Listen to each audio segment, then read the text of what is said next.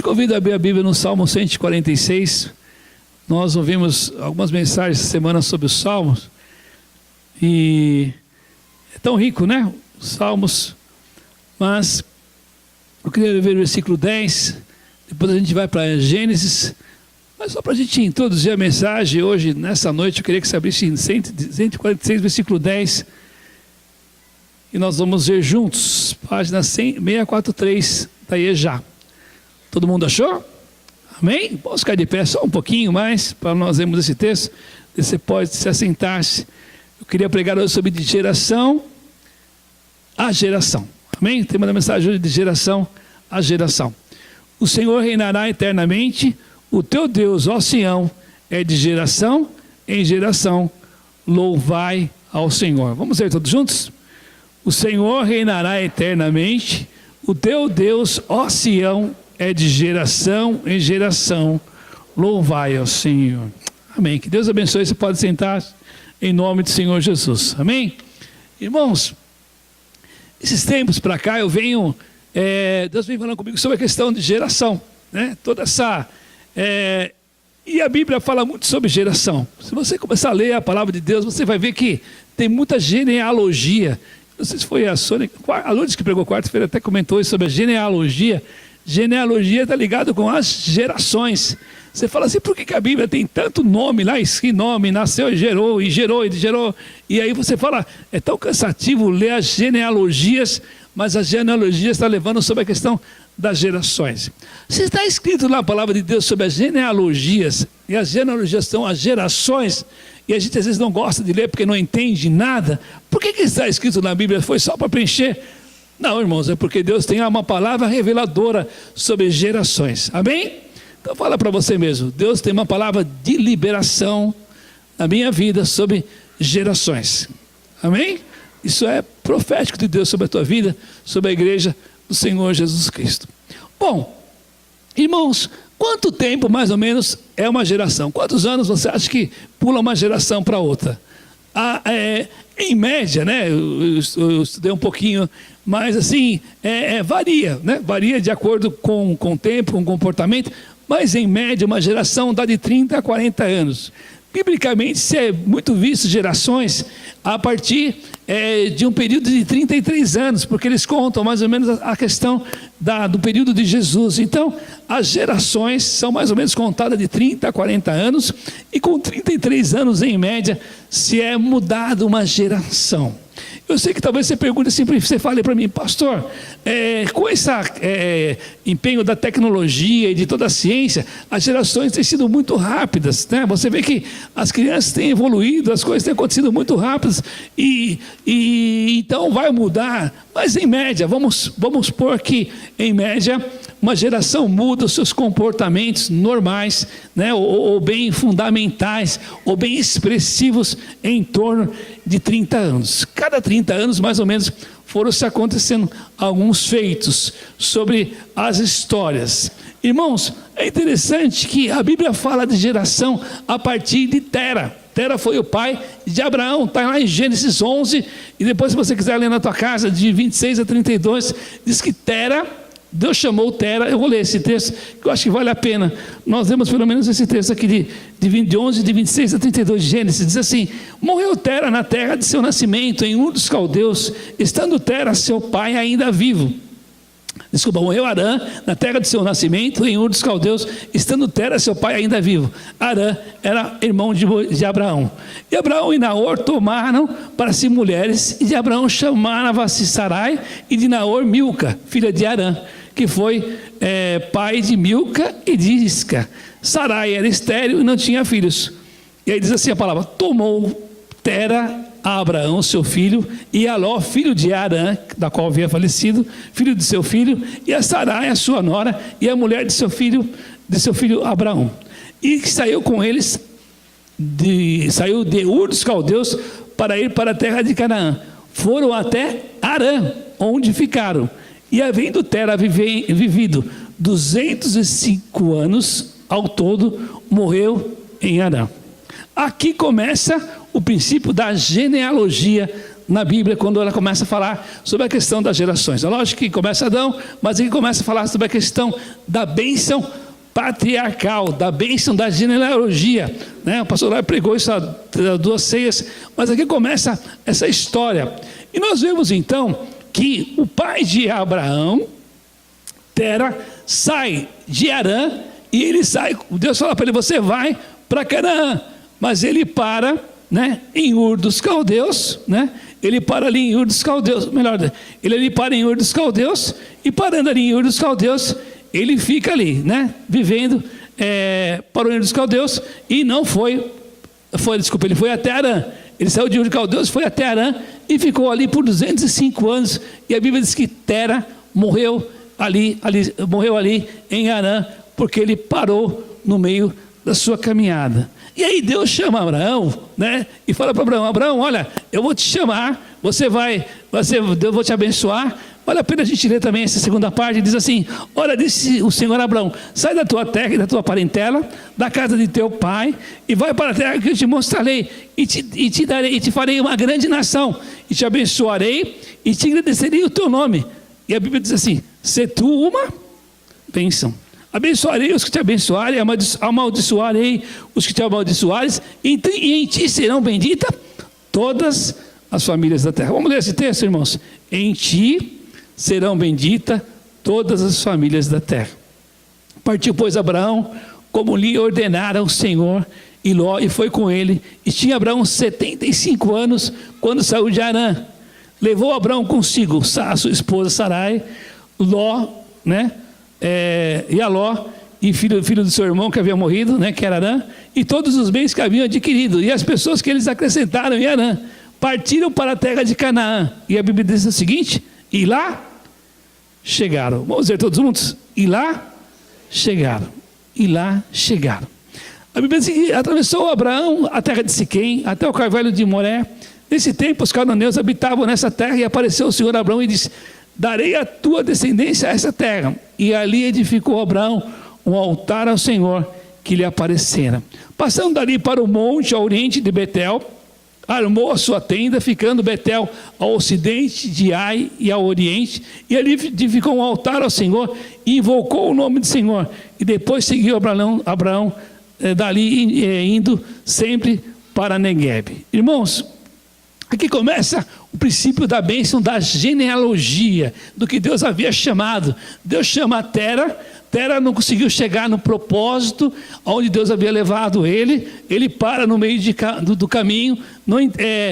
Não sei se porque o seu filho morreu, e ele estava desanimado, a Bíblia não diz, mas diz que ele parou no meio do propósito do qual Deus havia lhe dado. E ele parando ali, irmãos, Deus então, ele acaba falecendo no meio do caminho, e Deus chama Abraão. Abraão era o filho mais velho de Tera, para continuar aquele propósito do qual Deus havia chamado sobre as famílias da terra, irmãos. E quando Deus chama Abraão, a Bíblia diz que Abraão chega ao propósito que Deus havia lhe dado. Não vou contar a história de Abraão aqui, que não é o caso. Os irmãos sabem da dificuldade, dos problemas, da esterilidade, dos milagres.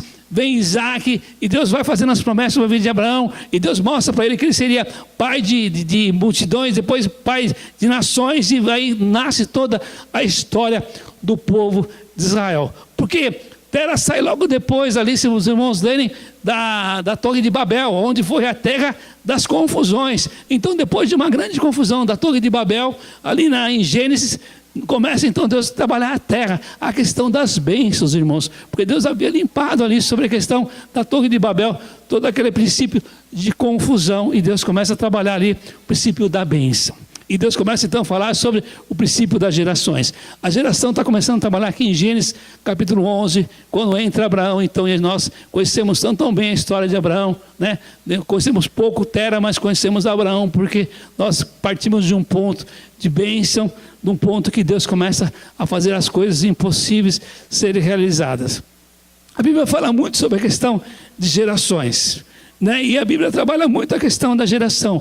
E eu vejo que hoje a igreja do Senhor Jesus não tem como ficar viva edificada, abençoada, cheia da unção e da graça, se ela não entender o propósito de que geração ela está e o que ela está precisando fazer dentro dessa geração. O que Deus tem chamado nós para sermos como propósito de igreja no meio dessa geração, né? A Bíblia trabalha sobre a questão dos patriarcas, né? E nós vemos então que ele vai indo e chega em Jesus Cristo. Se você ler ali em Mateus capítulo 1, você vai começar a história de Jesus, e Jesus começa na genealogia. Você já viu? Começa Jesus em Mateus, você vai ler no Mateus e você vai ver que vai chegando até chegar aí no nascimento de Jesus, e eles contam todas as histórias, e você vai ver que vai 14 gerações até Davi, mais 14 gerações até não sei quem, até chegar às gerações de Jesus. E Jesus nasce, o Salvador do mundo, e começa agora a nova geração, e começa agora a geração da graça, a geração agora que não está mais ligada simplesmente somente àqueles homens que passaram, mas aquele que está se cumprindo tudo em todos. Entra Jesus agora para a história dessa geração que está fazendo e sendo chamada para um propósito. Você vai abrir lá em Mateus capítulo 1, de 1 a 17, vai chamar esse nascimento, essa natividade daqueles homens, de algo que Deus estava fazendo com tanta propriedade sobre toda aquela situação, né? Irmãos, nós vemos hoje a igreja do Senhor Jesus Cristo sendo muito desafiada a ser uma igreja que possa entender o princípio da sua geração e que possa transformar a sua geração como uma geração abençoadora, como uma geração que reconhece o Senhor Jesus, como uma geração que recebe o poder da cruz, como uma geração que entende a revelação de um Cristo vivo, ressurreto, de um Jesus que veio transformar o mundo. E nós vemos, eu estava pensando hoje de manhã, essa semana eu pensando sobre essa mensagem, mas hoje de manhã eu acordei, se eu não me engano, acho que os irmãos mais antiguinhos aí vão lembrar, eu acho que na década de 80 saiu a geração 20, né? Geração 2000, não era? Tinha aquele grupo de geração 2000 que entrou, passou por vários países pregando, você lembra disso, Roberto? Foi geração 2000, né? Chamava geração 2000, passou por vários países pregando um avivamento sobre a questão da igreja atuante. Alguém lembra desse projeto? Ninguém lembra, só eu.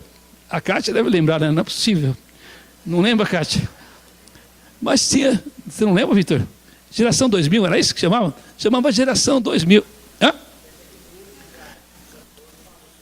Geração 2000, tá vendo? Não tô louco, não. Geração 2000. Eu lembro que houve bastante movimento no Brasil, passou por alguns estados, teve na América, teve na Europa, geração 2000, ou seja, o impacto para a mocidade para o ano 2000, nós estávamos nas décadas de 80 aproximadamente, e eles já estavam querendo preparar a mocidade para a geração 2000, porque a igreja precisava ser renovada, ser impactada por um poder, e foi algo muito marcante. Eu não lembro que ministério que entrou, eu lembro que não era brasileiro, o grupo que fazia esse movimento, né? Mas você surgiu na Europa, na América, acho que deve ter sido na América, possivelmente, em alguma missão, e não foi a Jocum, mas foi uma dessas missões aí antigas, que entrou com esse projeto de Geração 2000 e passou pelo Brasil. Se você não participou, porque você não tinha nascido ainda, né? Foi na década de 80, alguma coisa assim.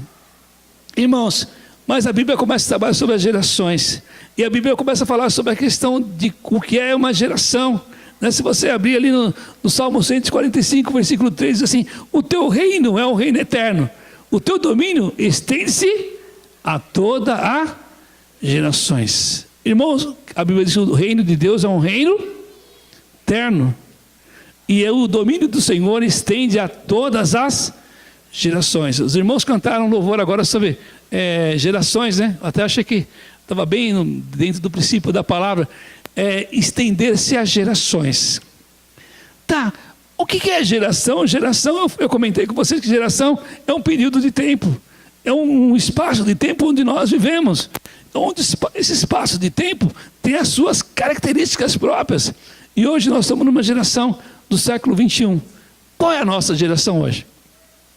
Aí você vai falar assim para mim: pastor, a nossa geração é a geração que tem o X, o Y, o Z, e o que antes? Aí, que os irmãos que são bons de geração aí, os da década de 60, da década de 70, da década de 80, da década de 50, né, da década de 40, não é isso?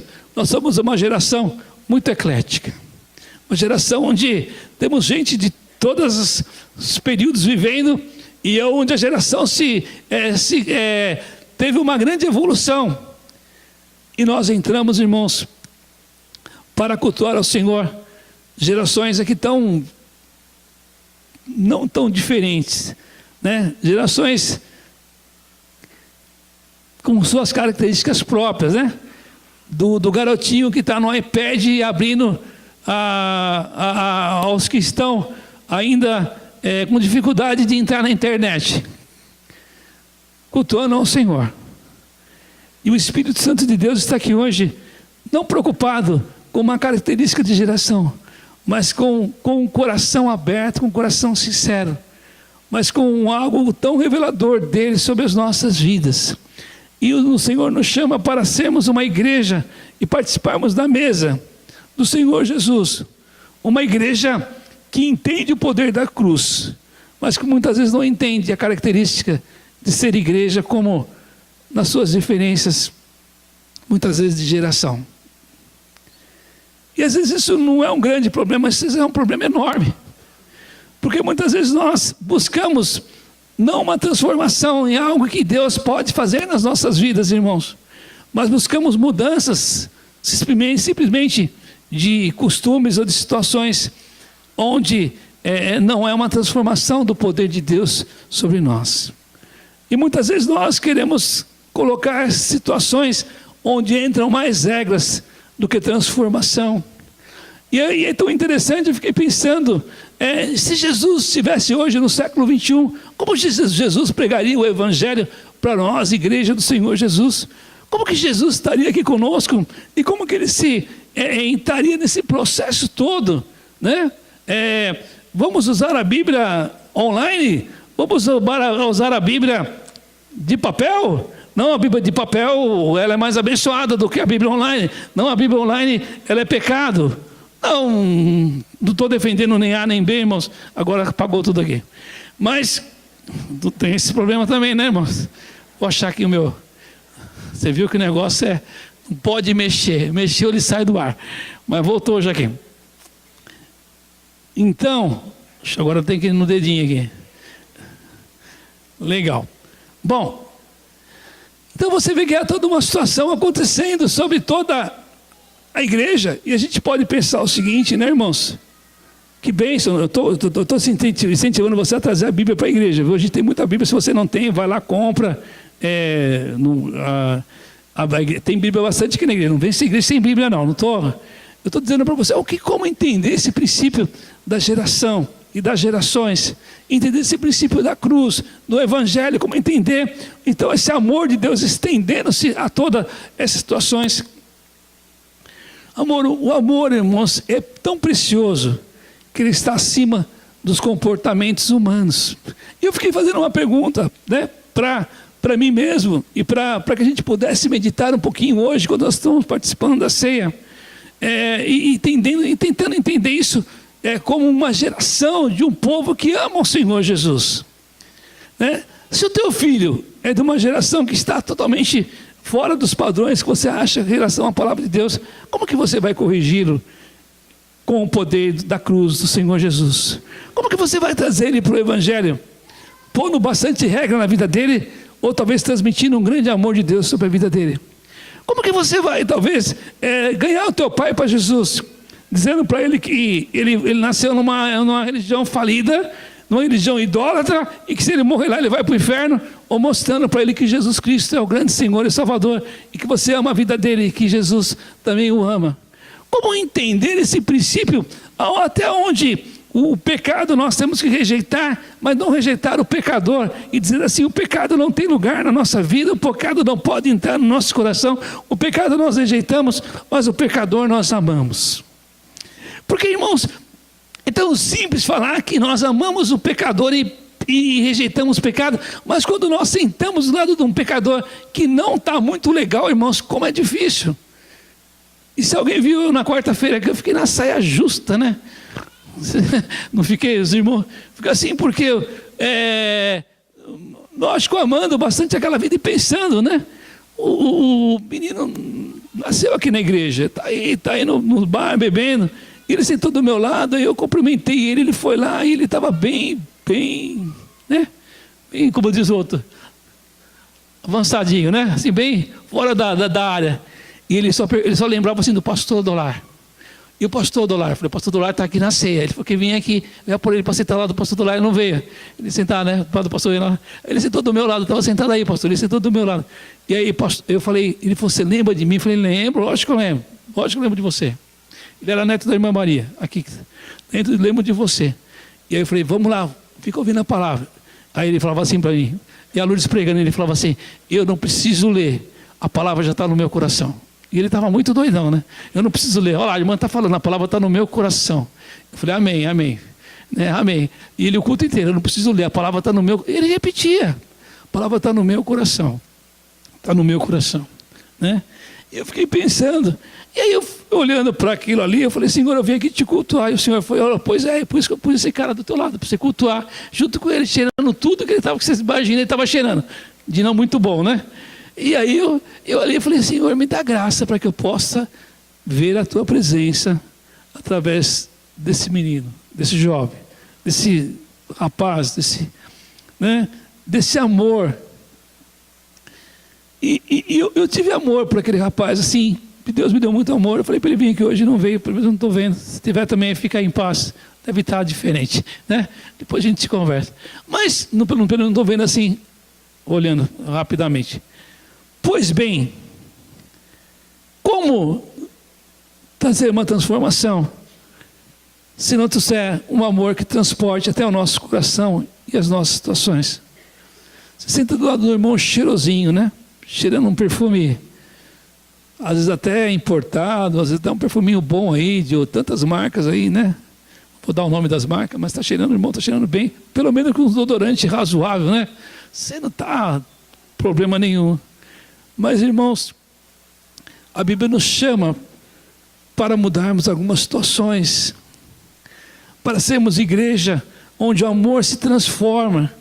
E eu fiquei pensando sobre um texto tão conhecido da palavra de Deus, que é João 3, 16 e 17, diz assim, porque Deus amou o mundo de tal maneira que deu seu Filho unigênito, para que todo aquele que nele crê não pereça, mas tenha a vida eterna.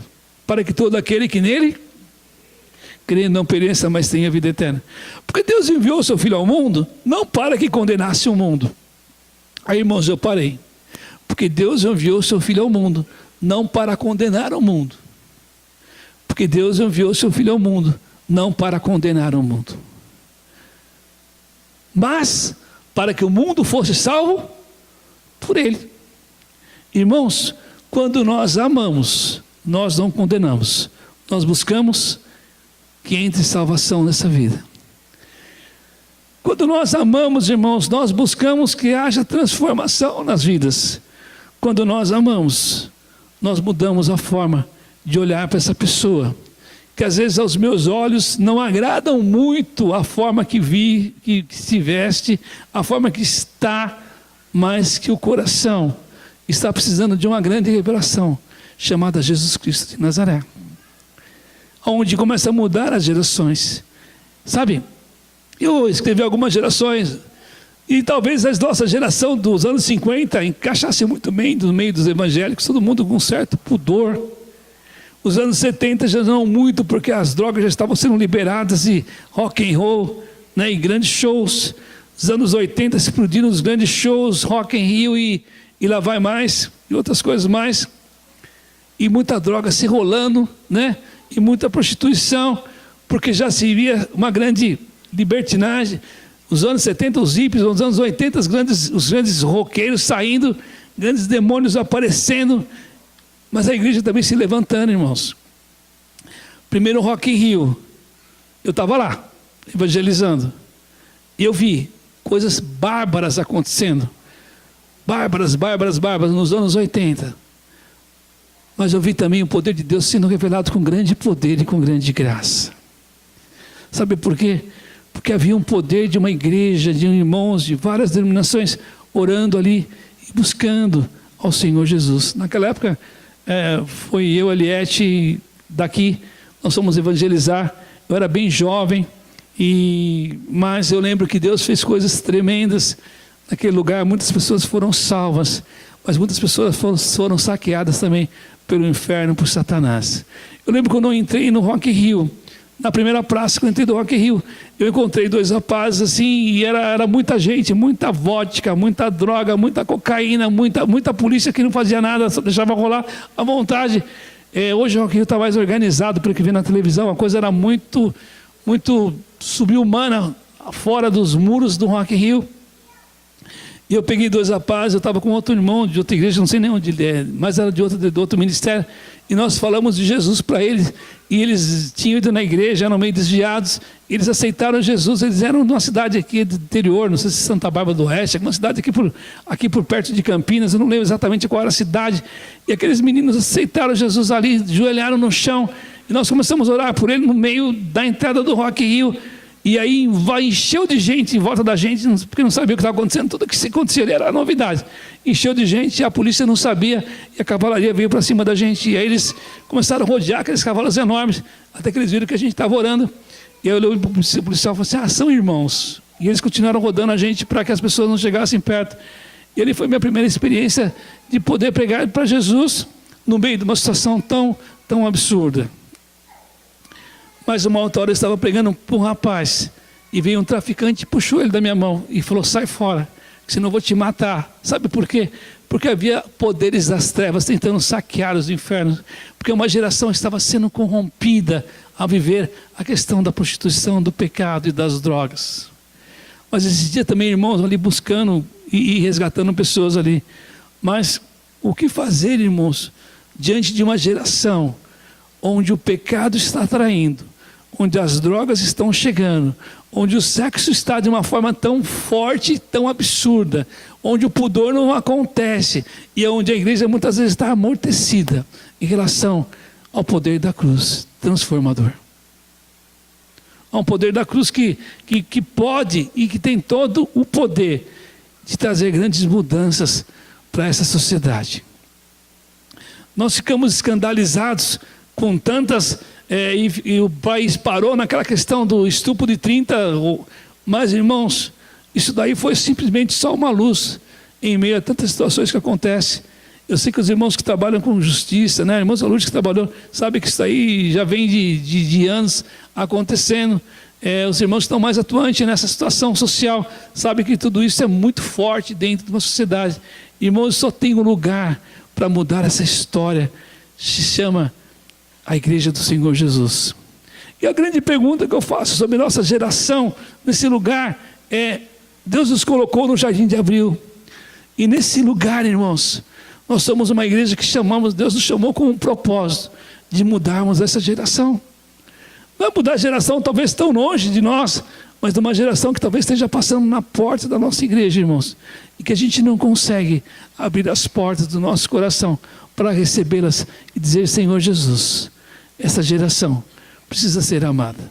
Mas eu não quero, pastor, porque se ela entrar aqui, ela vai corromper meu filho. Não. Teu filho tem o Senhor Jesus, tem você na tua casa, você é um abençoador, e você vai mudar, e você vai ajudar, porque você vai orar, você vai ensinar ele não amar o pecado, mas amar o pecador.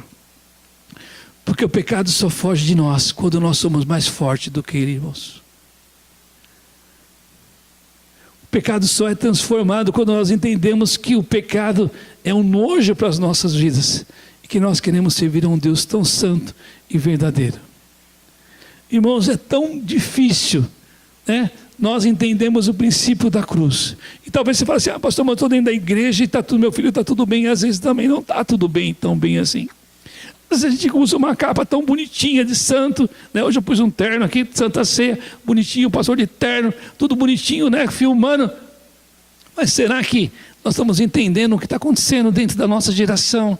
Dentro do quarto do teu filho, dentro do quarto da tua filha, dentro da televisão, o que teu filho está assistindo, o que ele não está assistindo, o que ele está falando, o que ele está se comprometendo, de que forma ele está vivendo.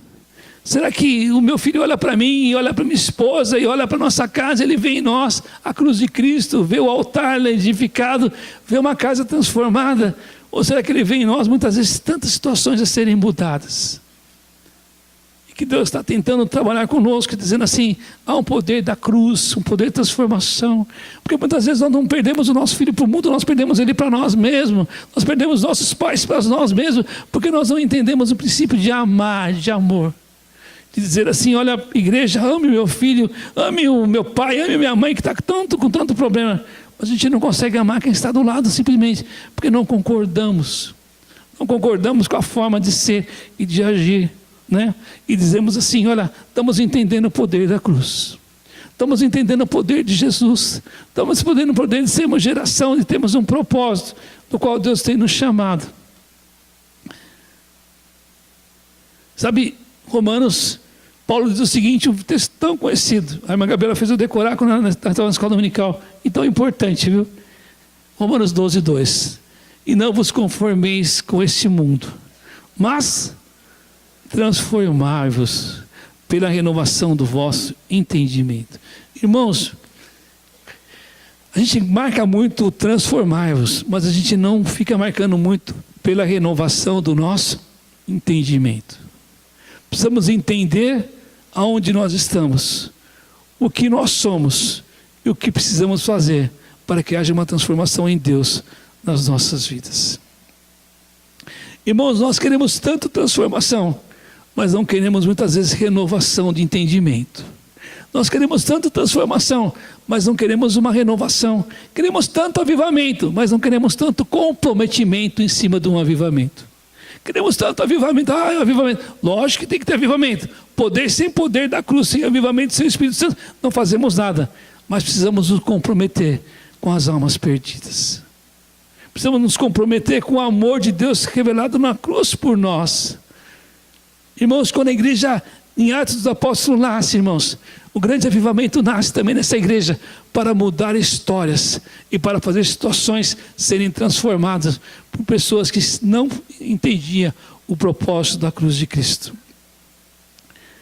Aí diz que se você entende, você então experimenta, e quem experimenta recebe aquilo que é agradável de Deus. Agradável de Deus. Sabe, o que é agradável de Deus para as nossas vidas? O que é agradável de Deus para o nosso coração? O que Deus deseja de nós? Eu estava pensando um pouquinho hoje, acordei de manhã vendo algumas situações, e eu não tenho nenhum problema, irmão, você vai na igreja que você quiser, vai onde você quiser, fica na paz do Senhor, mas entenda o princípio de ser igreja do Senhor Jesus, entenda o princípio de fazer parte de uma comunidade, fazer parte do corpo de Cristo, entenda esse princípio na tua vida, porque tem muita gente, irmão, que está tão preocupada em que a sua igreja seja algo somente prazeroso. Eu vou para um culto onde tenho muito show, muito prazer, eu não vou cultuar, eu vou receber, porque lá é tão gostoso, eu recebo um show muito bom, eu vou para receber, eu não vou para cultuar ao Senhor. Cultuar ao Senhor é diferente de você ir simplesmente para receber algo de prazer, ser algo tão só prazeroso na tua vida. É lógico que cultuar ao Senhor nos dá prazer, mas nós vamos cultuar ao Senhor, celebrar, prestar a Deus um culto de louvor, de adoração, onde Deus fale conosco, onde sejamos transformados e onde Deus, se quiser, pode me usar. Amém? Se quiser, Deus pode me usar. Amém? Se Deus quiser te usar agora, Ele pode? Amém? Se Deus quiser te usar agora, Ele pode. É para isso que você veio aqui nessa noite, para cultuar ao Senhor. E aí Efésios 3:21 diz assim: a Ele seja a glória na igreja em Cristo Jesus, por todas as gerações, para o todo sempre. Amém. Deus nos chamou para sermos uma igreja e abençoar as gerações. Ame as crianças como se fossem seus filhos e seus netos. Ame os adolescentes como se fossem seus filhos e seus netos. Ame os jovens como se fossem seus filhos e seus netos. Ame os adultos como se fossem seus pais. Ame os idosos como se fossem seus avós. E participe da ceia do Senhor, irmãos. Amém? E participe da ceia do Senhor. Que Deus te abençoe. Que você seja um transformador de gerações. Que você possa entender o princípio profético de Deus na tua vida. Que o Espírito Santo te ajude nessa hora a entender como nós somos e quem somos em Deus.